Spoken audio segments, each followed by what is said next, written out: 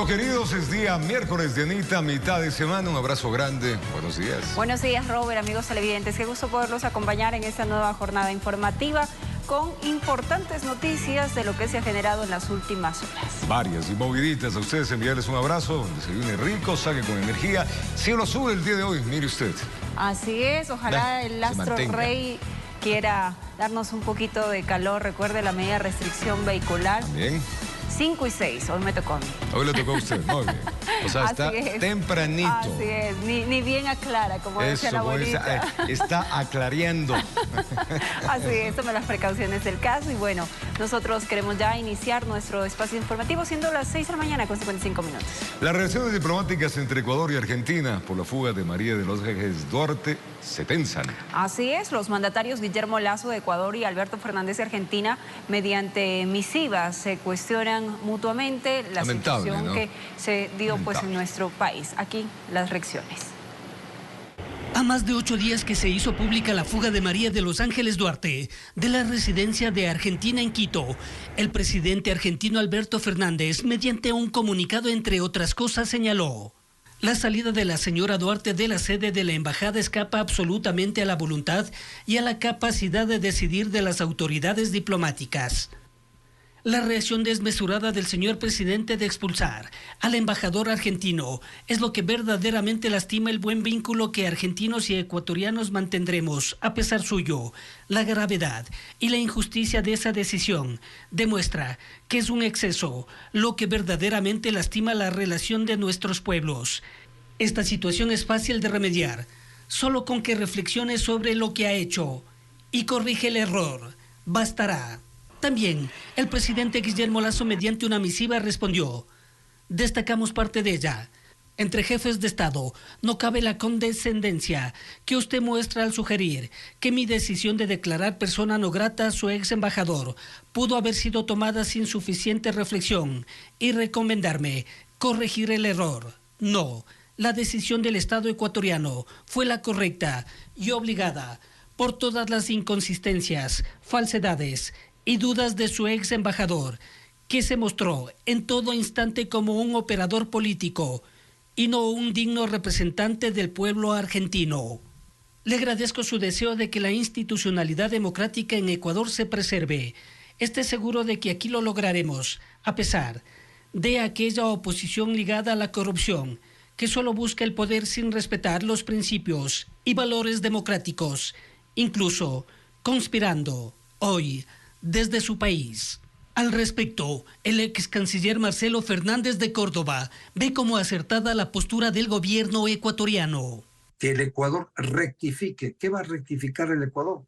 No tiene nada que rectificar. El Ecuador ha actuado conforme a las normas internacionales. Mauricio Gándara, ex embajador de Ecuador en Londres, es más radical y habla de romper las relaciones diplomáticas. Y el Ecuador debería romper relaciones porque han intervenido en asuntos propios del Ecuador. Lo que no necesariamente afectaría acuerdos comerciales, informó Héctor Romero. 5 votos afirmativos, el Consejo de Administración Legislativa, el CAL, dispuso que los solicitantes de juicio político al presidente Guillermo Lasso completen los requisitos, esto con la finalidad de que el documento vaya a la Corte Constitucional sin errores. El tiempo que se tendría para el efecto sería en 3 días. Eso significaría que los proponentes tendrían hasta 3 días para nuevamente presentar el documento. El CAL debería volver a reunirse, ¿no es cierto?, y en tal virtud aprobar y derivar a la Corte. Podríamos estar hablando de que el expediente podría estar en las manos de la Corte Constitucional la próxima semana. En la propia Asamblea Nacional se critican los errores que han presentado la solicitud de juicio político en contra del presidente de la República. Hay quienes consideran que estas fallas serían intencionales. Son al menos 3 los errores que se han identificado en la solicitud de juicio político en contra del presidente de la República, Guillermo Lasso. No, definitivamente esos errores son ya propósitos. Hay que decirlo de manera clara a toda la ciudadanía. No puede ser que teniendo tantos asesores, algunos legisladores también son abogados y que cometan esos errores. Hay voces dentro de la propia Asamblea Nacional que consideran que cada día el proceso de juicio político contra el primer mandatario pierde legitimidad. Ya tantas vergüenzas que han pasado, yo no volviera a presentar ningún otro documento. Otros legisladores ya señalan responsables. Si la Corte Constitucional niega la admisibilidad, que quede claro, será de absoluta responsabilidad de UNES y el Partido Social Cristiano. No es verdad que están cometiendo errores involuntarios, están actuando con piola. Sus errores son premeditados para que el juicio político se caiga en la Corte Constitucional y no haya juicio político. La idea de que tras telones existe un pacto se sostiene, aunque la bancada oficialista y el correísmo lo nieguen. Porque se ha dicho que, entre otras cosas, por ejemplo, la salida de María de los Ángeles Duarte se debió a que no se cumplió un pacto o que ella era el canje para el pacto, y resulta que quienes chantajeaban eran las personas del gobierno y nunca se otorgó un salvoconducto. Por lo tanto, se cae por completo la mentira respecto a que hubiera un pacto o no. Mire, yo no creo que se pueda hablar de un pacto. Yo nunca creo que el gobierno se atrevería a pactar con analfabetos constitucionales y más aún con una burda actuación, llamemos así, ¿no? Yo creo que esto sí devela una torpeza, una ineptitud enorme. Informó Valeria Navarro. La amnistía a favor del presidente de la CONAIE, Leonidas Issa, por el paro nacional del año 2019, está en riesgo por un error que deberá ser corregido en la Asamblea Nacional. La amnistía que le otorgó la Asamblea Nacional en marzo del año pasado a Leonidas Issa está en juego. La misma no se ha podido ejecutar por un error en el número de la instrucción fiscal. Hubo un error en la moción que presentó el asambleísta Mario Ruiz en 2 números de procesos. Es un error involuntario, un lapsus que se tuvo, y lo que se ha planteado en este momento es que la comisión nuevamente tiene que ubicar un informe en el que haga la rectificación. Y nuevamente el proceso debe ser enviado al Pleno de la Asamblea Nacional, en donde se someterá a votación. De acuerdo al informe, con los mismos 92 votos con los que se aprobó. Lo que se pone en duda es si se podrá volver a alcanzar estos 92 votos. ¿Podría caerse también la amnistía o no? Eso sería bastante vergonzoso para los asambleístas, pero es una posibilidad. Algo que el legislador de Pachacutic, Mario Ruiz, cuestiona, pues a su criterio el proceso solo debe requerir de 70 votos. Exigir que se pida mayoría calificada como si se volviera a conceder una amnistía, eso es absurdo. La amnistía para Leonidas Issa se solicitó por los procesos que afronta por el paro nacional del año 2019.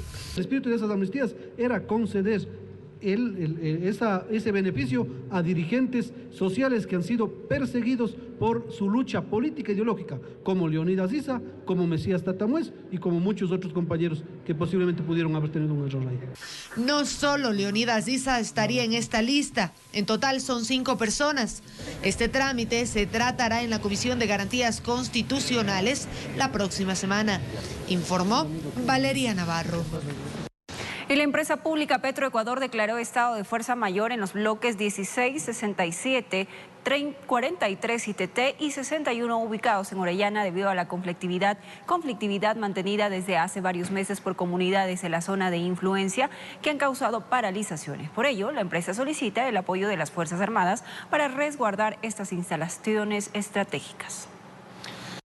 Puede contarles que cerca de un centenar de vehículos blindados entregó el presidente de la República, Guillermo Lasso, a la Policía Nacional y Fuerzas Armadas. Una parte de estos mismos se destinarán a directores penitenciarios que han sufrido atentados y en la frontera para enfrentar al narcotráfico. Con estos vehículos blindados, el gobierno nacional pretende hacerle frente al crimen organizado. De los 94, 57 se entregaron a la Policía Nacional y el Servicio Nacional de Atención a Personas Privadas de la Libertad de SNAI. No podía ser posible que dejemos a la suerte de los grupos delincuenciales organizados la vida de aquellos directores de los centros carcelarios del Ecuador. Que no se vuelva a repetir lo sucedido con el director del centro carcelario del Inca aquí en Quito. El complemento será la adquisición de armas, municiones, chalecos y uniformes, entre otros equipos necesarios para proteger a la ciudadanía. Al país le decimos, de aquí y en cada rincón de la patria estamos los policías ecuatorianos, que no vamos a desmayar en nuestra lucha contra aquellos que pretenden irrumpir la paz y la tranquilidad de todos. Seremos firmes, comprometidos y nadie doblegará al Estado de Derecho. Camionetas y automotores tipo Jeep, que también reforzarán el trabajo de las Fuerzas Armadas, especialmente en zonas de frontera, en la lucha contra el narcotráfico. Oportunidades como esta son propicias para reiterar el permanente compromiso de los soldados de honor, con respeto, lealtad, entrega y profesionalismo a las misiones constitucionales de defensa de la soberanía y la integridad territorial, así como a la protección de los derechos, libertades y garantías de los ciudadanos. El jefe de Estado insistiendo en el apoyo de la Asamblea Nacional para efectuar reformas. Para que las Fuerzas Armadas puedan apoyar a la Policía Nacional en su lucha contra el crimen organizado. Ojalá despierte la Asamblea y dé trámite urgente a esta reforma parcial de la Constitución. De esta forma, las Fuerzas Armadas con mejores herramientas para efectuar su trabajo, informó Héctor Romero. 7:11 en la mañana, vamos a un en vivo a esta hora. La Policía Nacional desde muy temprano está haciendo operativos de control en los espacios públicos. Para ello, vamos con Adriana Rojas, sector de Miraflores, un poquito más arriba de la Mariscal Sucre, en los bosques. Ahí están haciendo los controles. Adriana, coméntanos, ¿cómo están los controles que se han encontrado? Adelante. Compañeros, amigos televidentes, una excelente mañana para todos ustedes. Así es, a esta hora continúa el operativo que ejecuta la Policía Nacional junto a varias entidades de control municipal. Hemos ascendido ya algunos metros por el bosque de Miraflores sobre la avenida Mariscal Sucre y hemos ya encontrado una de las primeras covachas que los vecinos, los moradores de este sector denuncian, en las cuales habitarían personas en situación de calle y que se han convertido también de alguna manera en puntos de inseguridad. También participa la empresa metropolitana de aseo, Emaseo, para de alguna manera desbaratar estos puntos y empezar a hacer una limpieza exhaustiva. Vamos a conversar con el coronel Patricio Vargas para que nos cuente más detalles acerca de este trabajo. Coronel, buenos días. Buenos días. Efectivamente, la Policía Nacional, por denuncias ciudadanas y también por trabajos de inteligencia, hemos identificado ya varios sitios como estos en diferentes puntos de los 92 barrios que tiene el centro histórico de Quito, donde lamentablemente aprovechando de la maleza, del espacio descuidado, pues estamos viendo lo que se está evidenciando en este momento. Campamentos o guaridas sobre los cuales pueden hacer mal uso la delincuencia. La semana anterior, el día miércoles, estuvimos a pocos metros de acá, hacia la avenida Occidental, 2 personas que fueron atacadas con armas blancas, con heridas ocasionadas por armas blancas. Entonces, cuando ocurre ese tipo de hechos, obviamente vienen y se ocultan en estos lugares. En este momento estamos haciendo la intervención conjuntamente con las autoridades de control del espacio público del municipio, con Emaseo, para dejar de una vez limpiando este sitio y devolviendo la seguridad que exige la ciudadanía del sector. Esta es una primera covacha que se ha encontrado. ¿Cuántas ya se han identificado previamente? Bueno, hay 3 lugares específicos. Hemos venido haciendo ya un barrido. Aparentemente alguien les habría alertado de nuestra presencia y es por eso que no encontramos en otros sitios, pero vamos a continuar durante todo el día buscando en esta área. ¿Una persona se encontró aquí? Sí, una persona que ya en el 2019 había sido intervenida en el mismo lugar. En aquella época se había identificado como persona de nacionalidad extranjera, pero en estos momentos que nos encontramos con nuestro personal de migración, vemos que esa información ha sido falsa y correspondería a una persona de nacionalidad ecuatoriana. ¿Qué va va a suceder con él en estos momentos? ¿Hay personal tal vez del Patronato San José que se encargue de las personas en situación de calle? Así es, bueno, primeramente tenemos que verificar que no tenga antecedentes, que no tenga relación con los hechos que estamos mencionando, y de ser el caso, pues ya justamente por eso se encuentra acá con nosotros el personal del municipio y del Patronato San José para que pueda ser trasladado hasta ese albergue, en el caso de que no tenga ninguna relación con un hecho delictivo. Muchísimas gracias, coronel, por esta importante información. Es el trabajo que a esta hora ejecuta la Policía Nacional junto a entidades de control municipal. Recordemos que esto ya se ha venido haciendo desde hace algunos meses, también en las laderas del río Machangar, en el sector de La Marín, Cumandá, La Recoleta, y también en las laderas de la quebrada que colinda con el terminal terrestre de Quitumbe, en donde también se desalojaron varias covachas, campamentos que se habían construido, y de igual forma alrededor de 20 personas ya han sido retiradas de estos espacios. Es el trabajo antidelincuencial que ejecutan a esta hora, compañeros en estudios. Una excelente mañana.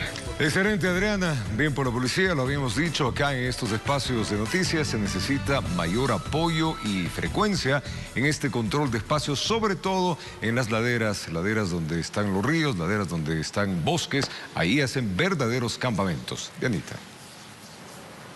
7 de la mañana con 15 minutos. La transportación urbana anuncia la paralización de sus actividades desde este jueves en Guayaquil debido a que piden se revisen los precios de los pasajes. Las autoridades municipales aseguran que no incrementarán la tarifa. De manera pública y de manera responsable damos a conocer que estamos obligados a tomar otra decisión. Así se expresaba el presidente de la Federación de Transportistas Urbanos del Guayas, asegurando que el gremio va a tener que tomar medidas debido a los costos por brindar el servicio. En otras palabras, buscan que las autoridades autoricen el alza del pasaje. El día jueves 23 de marzo del presente año suspenderemos nuestras actividades de servicio en todo Guayaquil. De esta manera, asegura la FETUB que se ha llevado a cabo estudios los cuales derivan a un aproximado de cuánto debería más o menos costar el pasaje. La transportación pública en la ciudad de Guayaquil realizó un estudio con profesionales efectuando una tarifa que hasta 7 u 8 meses arrojaba el valor de 48 centavos de dólar. Los costos operativos ya no dan más para que las unidades puedan seguir dando el servicio. De su parte, la ciudadanía no están muy de acuerdo con que se incremente el pasaje de la transportación pública. Sería exceso que le suban a 40 centavos o a 50, porque hay algunos que cobran 50 centavos. Aquí sí, bueno, es un poquito el dilema, pues les repito, por la situación económica que tenemos todos y todos los días que usamos este medio de transporte. Ese es el problema aquí. Pero igual es un billete. Claro, es un incremento igualmente para el bolsillo de todos. De su parte, la Municipalidad de Guayaquil, por medio de un comunicado, aseguraba que mantiene su decisión de los últimos 4 años. No habrá alza de pasajes de transporte público urbano en Guayaquil, informó Julio César Saona. Mientras tanto, que la Comisión de Movilidad del Consejo Capitalino nuevamente solicita a la Contraloría General del Estado un examen al proceso del Metro de Quito, mientras los funcionarios de la empresa metropolitana aseguraron que la entidad de control entregó un informe con luz verde para continuar con la habilitación del sistema de transporte. En el mes de febrero, la Comisión de Movilidad de Quito, durante una de sus sesiones, decidió solicitar nuevamente la vigilancia de la Contraloría General del Estado al proceso del metro. Fue solicitada exámenes especiales a todo el proceso que hoy se está llevando a cabo en el metro de Quito. Varios concejales aseguraron que existen retrasos en los tiempos establecidos en el contrato con el operador que no se habrían cumplido. Toda la obra debía haber estado ya en funcionamiento en mayo del 2019. Vamos a ir a mayo del 2023 y todavía no está funcionando. Que alguien tendrá que explicarle a la ciudadanía cuál es el retraso, quién ha autorizado ampliaciones de plazo y por qué todavía esta obra no está en funcionamiento. De acuerdo al gerente de operaciones del Metro de Quito, al momento la empresa municipal ha cumplido con todos los plazos fijados en el contrato. Lo que ocurre es que hay muchos elementos técnicos de ese cronograma que no son fáciles de entender. Por ejemplo, este que usted mencionó, la operación comercial, sonaría como que alguien dice, entonces desde esa fecha empiezan a moverse todos los trenes y desde esa fecha empiezan a cobrar. No, aquí hay un proceso en continuo, donde hay acciones técnicas, una tras de otra, todas en paralelo y todas trabajando en forma conjunta. Y los señores concejales pueden pedirlo todo lo que quieran porque siempre lo han estado pidiendo y les hemos dado todo lo que necesitaban. Además, el funcionario señaló que la Contraloría General del Estado vigiló la obra en algunos momentos junto a otros organismos internacionales. Contraloría General del Estado fue invitada a supervigilar el proceso, se envió toda la información y se obtuvo dictamen de viabilidad de la Contraloría General del Estado. Y además de todo esto, cada 15 días vienen los bancos multilaterales que financiaron el Metro de Quito a verificar nuestro avance y cumplimiento de todos los hitos. Según información proporcionada por la empresa Metro de Quito y la administración municipal actual, a mediados del mes de abril iniciaría el proceso de arranque de la operación comercial, con el cobro del pasaje a la ciudadanía. Al parecer, esta etapa concluiría en mayo de este año, informó Sofía Vintimilla. Cambiamos de tema. RDX es un explosivo de uso militar que se activa con electricidad. Pero ¿cómo se inserta en un pendrive, tal como sucedió con dispositivos enviados a varios periodistas? Según el director nacional de criminalística, el teniente coronel Javier Chango, las cargas son mínimas y tienen dos objetivos: destruir la información de una computadora o intimidar a personas. Con los cables para la alimentación. Es una agresión compuesta a mínima escala y sin embargo con pretensiones de alto nivel. El explosivo de uso militar, RDX, cabe en un palmo. Es retirado prácticamente lo que son los componentes naturales que vienen. Contrario a esto, se inserta una cápsula fulminante, que es una cápsula iniciadora, ¿no? Como un fusible metálico muy pequeño, de aproximadamente entre 1 a 2 centímetros. Aclara que en el mundo de los hackers y otros desafueros, existen los USB killers para desaparecer toda la información de un ordenador o la portátil. Le genera una descarga que termina por fundirle al equipo, ¿no? Hay otros que tienen, por ejemplo, un malware, ¿no?, que ingresa y le genera un daño a la computadora, pero en el sistema operativo. Pero lo de este lunes no tiene precedentes, precisa. Su composición está habilitada para activarse con una carga mínima de 5 voltios. En el caso, por ejemplo, de TC Televisión, había un explosivo secundario, un polvo, ¿no?, que no sabemos, que presumiblemente podría ser pentolita. Mientras criminalística apura los informes periciales, el presidente Guillermo Lasso se solidarizó con los 5 periodistas. Esta vida mejor incluye la libertad de pensar y de expresarse. Las cámaras de comercio e industrias también condenaron los atentados que pretendan intimidar la libertad de expresión y debilitar el orden democrático. Uno ya de alguna manera puede apreciar que, o a lo mejor puede haber pegamento en lo que es la unión de la carcasa del USB. Eso me llama la atención. La tecnología manipulada para destruir información o intimidar a personas incómodas para oscuros intereses. Y con cámara de Javier García, informó Jorge Escobar. 7:22 en la mañana, la Embajada de Estados Unidos emitió una alerta para que los turistas de su país tengan cuidado en algunos puntos peligrosos de la zona 8. Entre ellos está Nueva Prosperina y el sur de Durán. Otra alerta sobre lo mismo. Hace un mes el Consejo Ciudadano para la Seguridad de México ubicó a Guayaquil entre las 25 ciudades más peligrosas del mundo. La embajada estadounidense encendió el foco para sus conciudadanos en condición de turistas. Citan a Nueva Prosperina, Durán, Sur y la Penitenciaría del Litoral. ¿Tendría alguna vinculación o preocupación en torno a lo que pasó en el Triunfo con alias Junior cuando intentaron matarlo?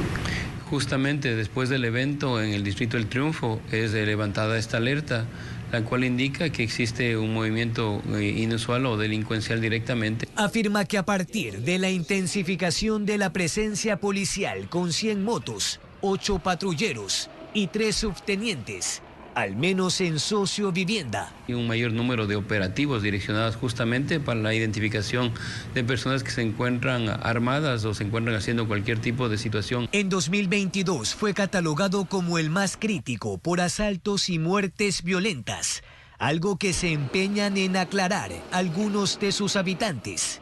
Exhalan. Otros vientos dicen. Aquí han llegado personas que han venido y han tranquilizado el sitio. Ya no sucede lo que antes sucedía y lo achacan de una manera que no es para que hablen así. Ya no hay mucho robo, ya. Estamos todo bien. ¿Y los asesinatos? Es entre bandas que se matan. El sur es otra cosa. Han comprobado que el sicariato se desata cuando golpean en el puerto. Tenemos un brote de delincuencia o de muertes violentas en este sector, ya que está considerado como un lugar de acopio, de traslado. La delincuencia, una sombra permanente. Con cámara de Javier García, informó Jorge Escobar. Y estamos de vuelta con el propósito de constatar la situación actual de 14.000 habitantes de la isla Puná. Tras el terremoto, autoridades gubernamentales llegaron al sitio donde entregaron raciones alimenticias para familias damnificadas. El resultado les contamos. Adeli Ramírez reside en la isla Puná. Es una de las afectadas por el sismo registrado el pasado sábado. Parte de su vivienda colapsó, por lo que quiere arreglar los daños, pero no tiene recursos económicos para hacerlo. A mí se me ha caído la pared del lado de atrás y necesito ver si me ayudan, porque de verdad que yo tengo mis 6 criaturas aquí, tengo una niña especial, a ver si me ayudan para poder arreglar mi casita y no nos alcanza como para poder armar esa pared y todavía estamos así caídos desde que hubo el terremoto porque no la podemos armar todavía. Para verificar sus necesidades, fueron visitados este martes por las autoridades gubernamentales. Tenemos 2 casas afectadas, una casa con 2 paredes abajo y otra casa con 3 paredes abajo también. En primera instancia, se les entregó raciones alimenticias.